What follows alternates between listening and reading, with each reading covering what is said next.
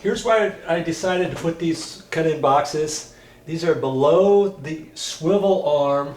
The arm swivels over about there, so there's enough room to get these under there. And when I slide the TV over, the TV is going to sit over about here. I just have it swiveled out of the way for now. Okay, and I left about a 2-inch gap in here. You can make that a little less if you want. You just don't want to get so close that when you put the cover plates on, they're going to hit, or you get it too close, maybe you weaken the wall just a hair right there. You know, I wouldn't sweat it too much. You could make this a little bit wider, but you're just going to have to look at your TV wall bracket. You might not have a wall bracket kind of like the one that I put up. You might have, oops, sorry about that. See how this one looks like that? You might have a big, huge bracket that's got some different holes where you can put the cut-in boxes in between the holes or something like that. You just have to kind of read the directions, look at the back side of your TV, and all that kind of stuff before you make your determination.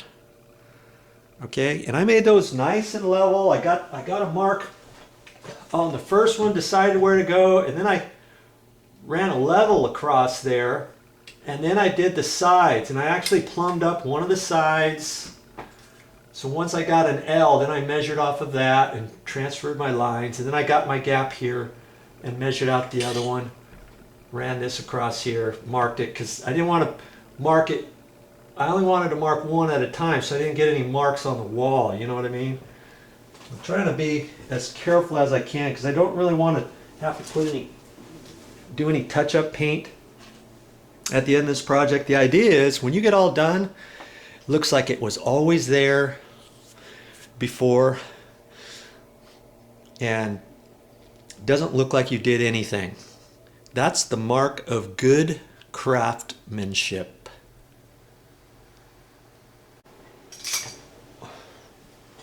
I know you've seen one of these before. A little sheetrock saw. I'm going to use that to cut those holes out.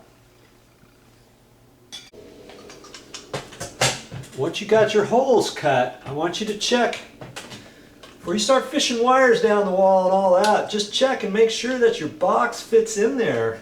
If it doesn't fit, then you can take out your saw, just kind of shave a little bit more out, or the side, whatever you got to do to make sure it fits.